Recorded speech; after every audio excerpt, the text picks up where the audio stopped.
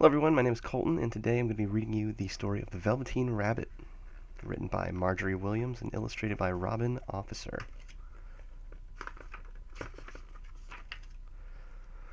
There once was a Velveteen Rabbit, and in the beginning he was really splendid. He was fat and bunchy, as a rabbit should be. His coat was spotted brown and white. He had real thread whiskers, and his ears were linked with pink satin. On Christmas morning, when he sat wedged in on the top of the boy's stocking, with a sprig of holly between his paws, the effect was charming. There were other things in the stocking, nuts and oranges and a toy engine, and chocolate almonds and a clockwork mouse, but the rabbit was quite the best of all. For at least 2 hours the boy loved him, and then the aunts and uncles came to dinner, and there was a great rustling of tissue paper and unwrapping of parcels, and in the excitement of looking at all the new presents, the Velveteen Rabbit was forgotten. For a long time he lived in the toy cupboard on the nursery floor, and no one thought very much about him. He was naturally shy, and being only made of velveteen, some of the more expensive toys quite snubbed him. The mechanical toys were very superior and looked down upon everyone else.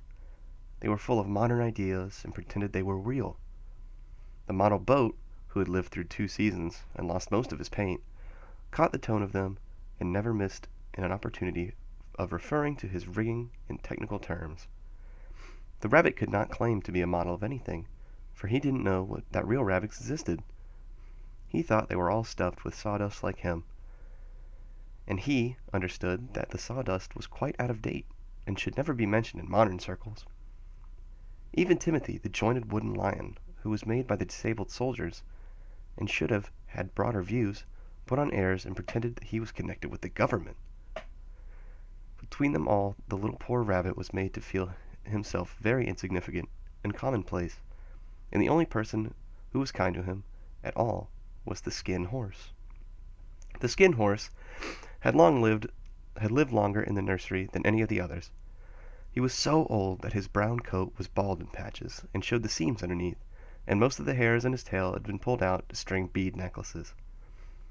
He was wise, for he had seen a long succession of mechanical toys arrive to boast and swagger, and by break their mainsprings and pass away, and he knew that they were only toys, and would never turn into anything else. For nursery magic is very strange and wonderful, and only those playthings that are old and wise and experienced like the Skin Horse understand all about it. "What is real?" asked the rabbit one day, when they were lying inside near the nursery fender, before Nana came to tidy the room. "Does it mean having things that buzz inside of you and stick out handle?" "Real isn't how you are made," said the Skin Horse. "It's a thing that happens to you. When a child loves you for a long, long time, not just to play with, but really loves you, then you become real." "Does it hurt?" asked the rabbit. "Sometimes," said the Skin Horse, for he was always truthful. "When you are real, you don't mind being hurt."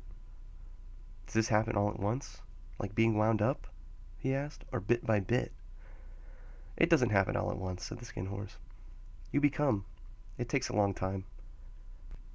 That's why it doesn't happen often to people who break easily, or have sharp edges, or have to be carefully kept. Generally, by the time you are real, most of your hair has been loved off, and your eyes drop out, and you get loose in all the joints and very shabby. But these things don't matter at all, because once you are real, you can't be ugly, except to people who don't understand." I like the Skin Horse. I think he's kind of smart.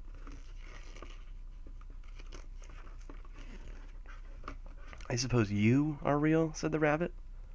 And then he wished he had not said it, for he thought the Skin Horse might be sensitive. But the Skin Horse only smiled. "The boy's uncle made me real," he said. "That was a great many years ago. But once you are real, you can't become unreal again. It lasts for always." The rabbit sighed. He thought it would be a long time before this magic called real happened to him.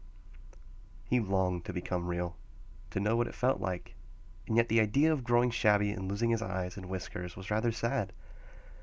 He wished that he could become it without these uncomfortable things happening to him. There was a person called Nana who ruled the nursery. Sometimes she took no notice of the playthings lying about, and sometimes, for no reason whatever, she went swooping about like a great wind and hustled them away in cupboards.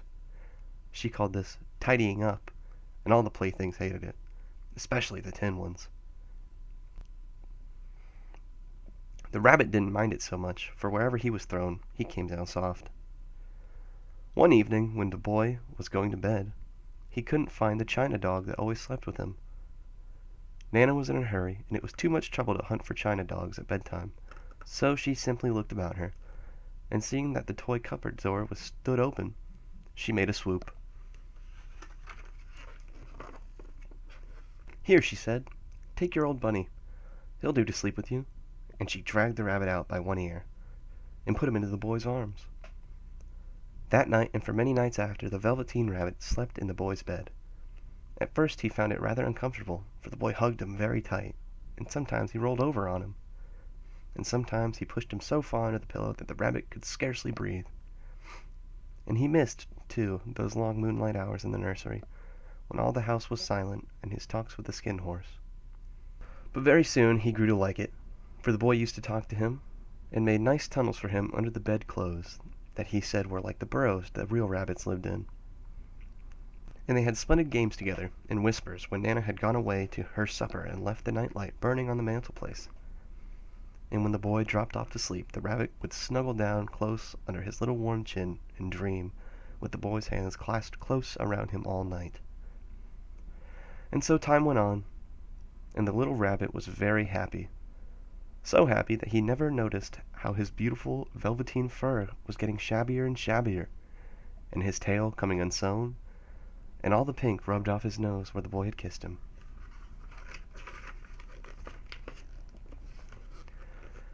Spring came, and they had long days in the garden. Wherever the boy went the rabbit too. He had rides in the wheelbarrow, and picnics on the grass, and lovely fairy huts built for him under the raspberry canes behind the flower border. And once, when the boy was called away suddenly to go out to tea, the rabbit was left out on the lawn until long after dusk. And Nana had to come and look for him with the candle because the boy couldn't go to sleep unless he was there.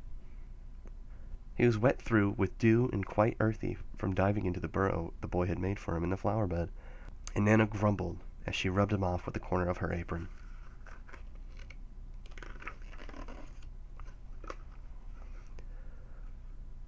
"You must have your old bunny," she said. "Fancy all that fuss for a toy." The boy sat up in the bed and stretched out his hands. "Give me the bunny," he said. "You mustn't say that. He isn't a toy, he's real." When the little rabbit heard that, he was happy, for he knew what the Skin Horse had said was true at last. The nursery magic had happened to him, and he was a toy no longer.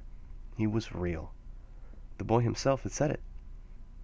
That night he was almost too happy to sleep, and so much love stirred in his little sawdust heart that it almost burst.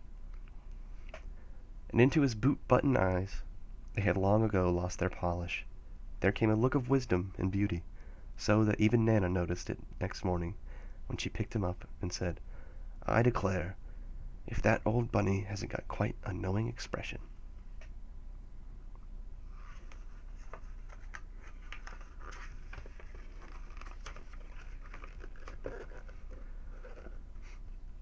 That was a wonderful summer. Near the house where they lived was a wood, and in the long June evenings the boy liked to go there after tea to play. He took the Velveteen Rabbit with him, and before he wandered off to pick flowers or play at brigands among the trees, he always made the rabbit a little nest somewhere among the bracken where he would be quite cozy, for he was a kind-hearted little boy, and he liked the bunny to be comfortable. One evening, while the rabbit was lying there alone, watching the ants that ran to and fro between the velvet paws in the grass, he saw two strange beings creep out of the tall bracken near him. They were rabbits like himself, but quite furry and brand new. They must have been very well made, for their seams didn't show at all, and they changed shape in a queer way when they moved. One minute they were long and thin, the next minute fat and bunchy, instead of always staying the same like he did. Their feet patted softly on the ground, and they crept quite close to him, twitching their noses, while the rabbit stared hard to see which side of the clockwork stuck out, for he knew that people who jump generally have something to wind them up. But he couldn't see it. They were evidently a new kind of rabbit altogether.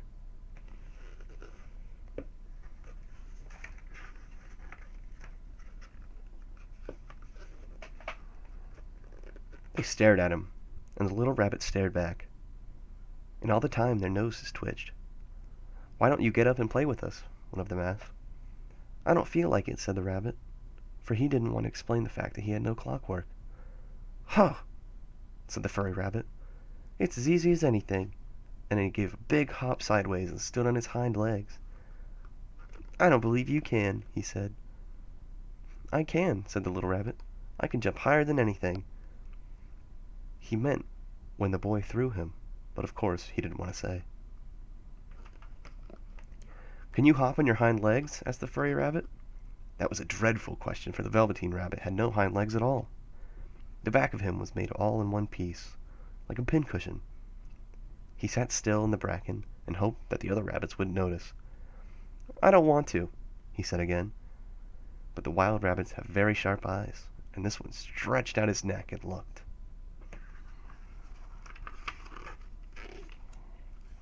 "He hasn't got any hind legs," he called out. "Fancy a rabbit without any hind legs." And he began to laugh. "I have," cried the little rabbit. "I've got hind legs. I'm sitting on 'em." "Then stretch them out and show me, like this," said the wild rabbit. And he began to whirl around and dance till the little rabbit got quite dizzy. "I don't like dancing," he said. "I'd rather sit still." But all the while he was longing to dance, for a funny new tickly feeling ran through him, and he felt he would give anything in this world to be able to jump like the rabbits did. The strange rabbit stopped dancing and came quite close. He came so close that this time that his long whiskers brushed the Velveteen Rabbit's ear, and then he wrinkled his nose suddenly and flattened his ears and jumped backwards. "He doesn't smell right. He isn't a rabbit at all. He isn't real." "I am real," said the little rabbit. "I am real. The boy said so." And he nearly began to cry. Just then there was a sound of footsteps, and the boy ran past near them. And with a stamp of feet and a flash of white tails, the two strange rabbits disappeared.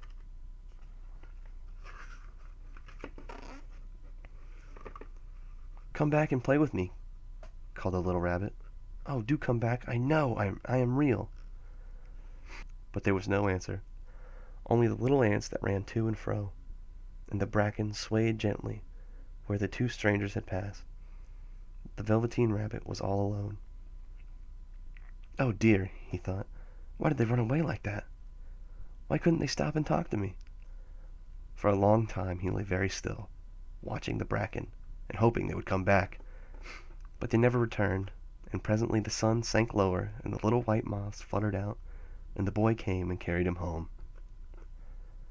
Weeks passed, and the little rabbit grew very old and shabby, but the boy loved him just as much. He loved him so hard that he loved all his whiskers off, and the pink lining to his ears turned gray, and his brown spots faded. He even began to lose his shape, and he scarcely looked like a rabbit anymore, except to the boy. To him he was always beautiful, and that was all the little rabbit cared about.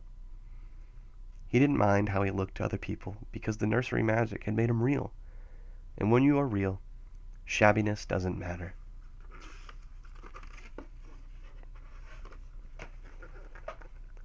And then one day the boy was ill. His face grew very flushed, and he talked in his sleep, and his little body was so hot that it burned the rabbit when he held him close. Strange people came and went to the nursery, and a light burned all night. And through it all, the little Velveteen Rabbit lay there, hidden from sight under the bedclothes, and he never stirred, for he was afraid that if they found him, someone might take him away, and he knew that the boy needed him. It was a long and weary time, for the boy was too ill to play, and the little rabbit found it rather dull, with nothing to do all day. But he snuggled down patiently, and looked forward to the time when the boy should be well again. and they would go out in the garden among the flowers and the butterflies and play splendid games in the raspberry thicket like they used to. All sorts of delightful things he planned, and while the boy lay half asleep he crept up close to the pillow and whispered them in his ear.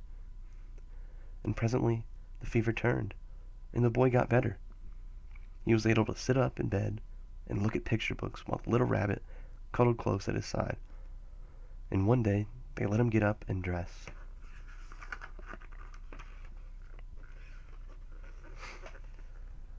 It was a bright, sunny morning, and the windows stood wide open. It carried the boy out onto the balcony, wrapped in a shawl, and the little rabbit lay tangled up among the bedclothes, thinking. The boy was going to the seaside tomorrow. Everything was arranged, and now it only remained to carry out the doctor's orders. They talked about it all, while the little rabbit lay under the bedclothes, with just his head peeping out, and listened. The room was to be disinfected, and all the books and toys that the boy had played with in bed must be burned. Hurrah, thought the little rabbit. Tomorrow we shall go to the seaside. For the boy had often talked of the seaside, and he wanted very much to see the big waves coming in, and the tiny crabs and the sand castles.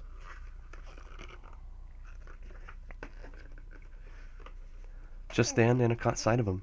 "How about this old bunny?" she asked. "That?" said the doctor. "Why, it's a mask of scarlet fever germs. Burn it at once." "What? Nonsense. Get him a new one.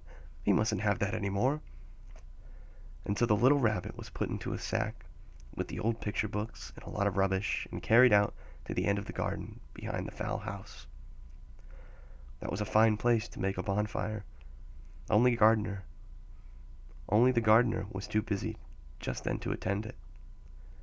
He had the potatoes to dig and the green peas to gather, but the next morning he promised to come quite early and burn the whole lot.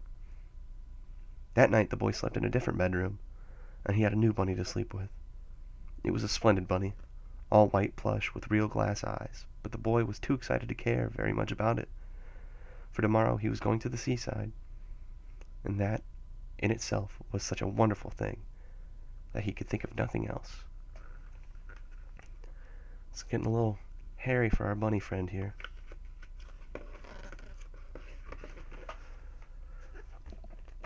And while the boy was asleep, dreaming of the seaside, the little rabbit lay among the old picture books in the corner behind the fowl house, and he felt very lonely. The sack had been left untied, and so, by wriggling a bit, he was able to get his head through the opening and look out. He was shivering for a little, for he had always been used to sleeping in a proper bed, and by this time his coat had worn so thin and threadbare from hugging that it was no longer any protection to him. Nearby he could see the thicket of raspberry canes, growing tall and close like a tropical jungle, in whose shadow he had played with the boy on bygone mornings. He thought of those long sunlit hours in the garden, how happy they were, and a great sadness came over him. He seemed to see them all pass before him, each more beautiful than the other. The fairy huts in the flower bed, the quiet evenings in the wood when he lay in the bracken, and the little ants ran over his paws. The wonderful day when he first knew that he was real. He thought of the skin horse, so wise and gentle, and all that he had told him. Of what use was it to be loved and lose one's beauty and become real if it all ended like this? And a tear, a real tear, trickled down his little shabby velvet nose and fell to the ground.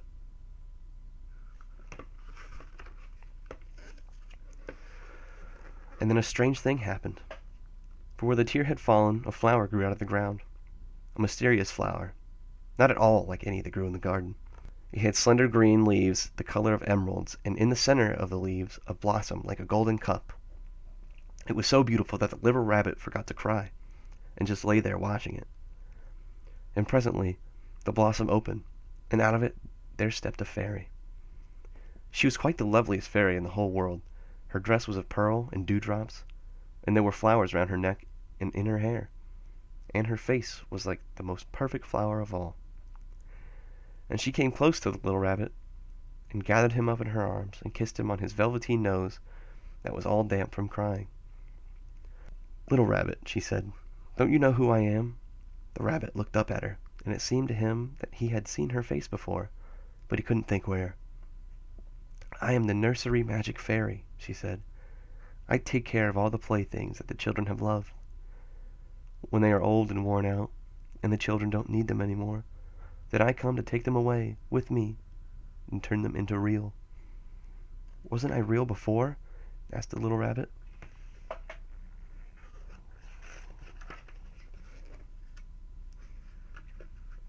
"You were real to the boy," the fairy said, "because he loved you.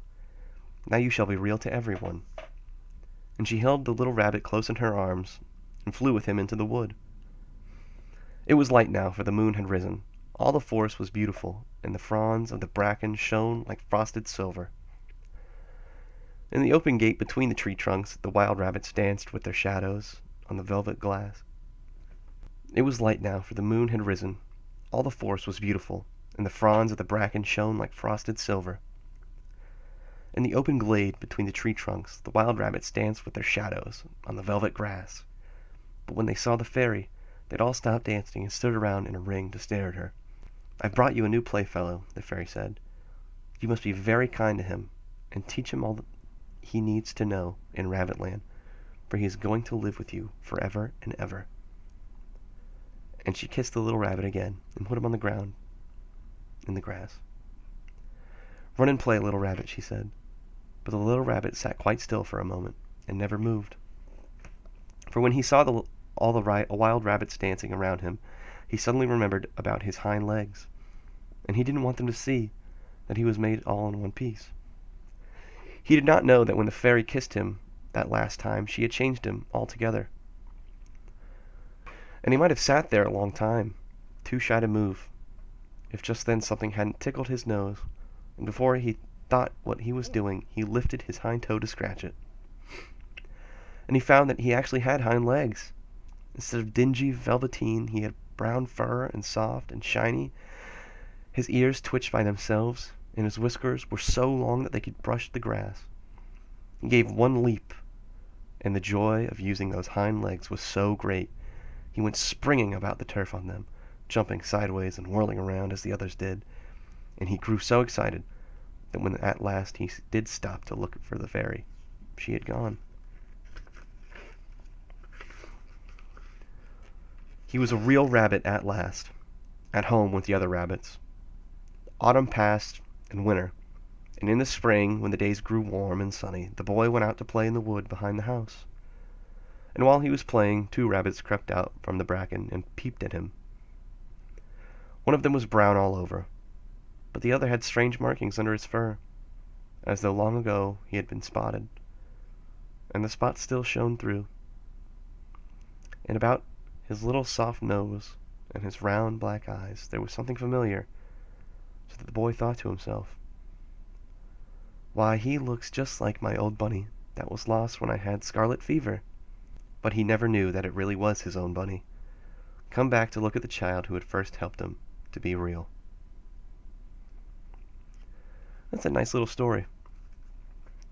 Yeah, I didn't really notice at the beginning that he was a toy until he started talking to the other toys, and then it became real at the end, and I think it's a really good lesson about love and how it doesn't matter what you look like or what you're made of. There's always going to be someone out there who kind of loves you for who you are.